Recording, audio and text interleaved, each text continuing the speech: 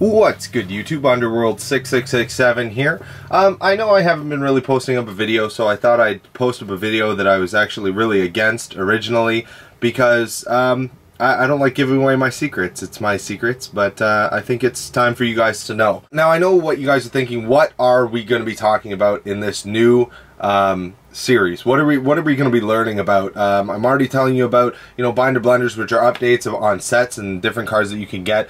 Well, I wanted to go a little bit more in depth when it comes to trading because it's important. It's important to know how to trade and how to not just get ripped off. I hate that point. Rip off is only in the eye of the beholder. I mean, you could get a card that's going to win you tons of tournaments that only cost you $5 for a card that would have for a card that you had to give away that was like $40. But because you've won so many tournaments with that card, you then make profit. Now, what I'm going to be doing in this situation, I'm going to start off with a very low dollar amount. To give you an idea, I'm going to pull Lifer away for a second there.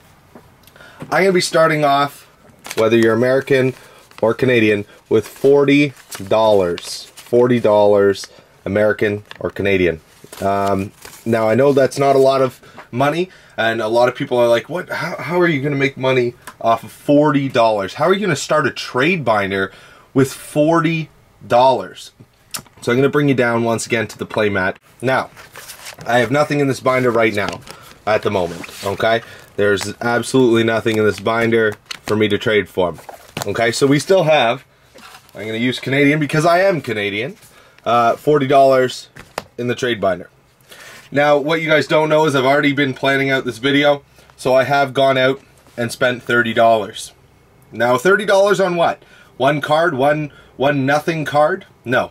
That's not going to create a trade binder for you. $40 cannot create a trade binder with one card in it.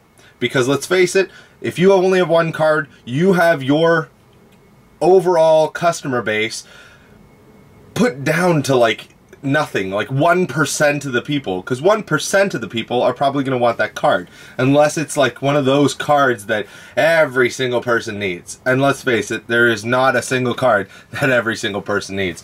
So we're going to move that away, and I'm going to show you what I bought. So I spent, out of the $40, $30, so I'm going to have $10 left, okay? $10 left to buy maybe Epic Dawn, because that has a lot of interesting cards that people tend to want, and you can pull pretty good with it. You could spend it on, packs. You could just save it for shipping, okay? What I have done is I've gone out and bought something that a lot of people are looking at a lot right now because of its playability, and that is, of course, Dragons Collide structure decks. I bought 1, 2, and 3. $10 a piece. Sometimes they're $12. Sometimes you get lucky and get them for like $8. Let's face it, this is a good reason to get cards right now. And I'm going to show you exactly why. I mean, if I sell these individually, I'm going to be lucky if I can get $10 a piece for them. So I'll be lucky if I can actually make my money back. So what I'm going to do, instead of doing that, I'm going to open it up. So I've got a pack. Now, what I must say about trading is you cannot start off with one card. It's almost impossible. These paperclip trades are almost impossible unless you have 6,000 people in your, viewership that you can trade from. A lot of people, they just prey on people and say, hey, you know what, I'm doing a paperclip trade and can you trade me anything for this anything? And then it's all fake there. I mean, you're starting out with one card, which is one in like 6,000 people who want it. So it's not really a good representation of what you can do with your cards. Now what I've got here instead is 40 cards times 3, which is 120 cards that I can now, sell to people, trade to people, use my knowledge to profit. And let's look at this way. Remember, guys, this is for people. You're not ripping them off. You have the cards, the other people don't. The other people have to value it at what you valued at. You were there at the right time, and you bought the cards at the right time to make it worth it for yourself. You guys invested the $40 in buying 3 structure decks. You have the monopoly on it. you know, there's tons of people like Troll and Toad and that kind of thing where you can actually buy the cards online for pretty inexpensive. But let's face it, Troll and Toad is not going to send it within an hour of that regional. Troll and Toad is not going to get Johnny B. Good prepared for their YCS that day. So let's face it, you are able to not overcharge. Don't go crazy. Don't be like 20 bucks, 30 bucks, 40 bucks, you know. Don't go crazy. But you still are able to charge enough to make yourself a little bit of a profit, most likely double your money. That's the whole point of this, is to double your money so you can buy more product later. So the whole point of buying these three structure decks is to double my money, to go from $40 to $80, and how easily and how inexpensively I can do that. So needless to say, I have a total of 3 of each of these. I have play sets of these.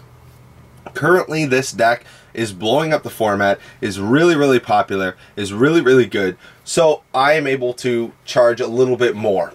Now if I bought, you know, the Machina structure deck right now, I probably wouldn't be able to make my money as fast, because not a lot of those cards are being played right now.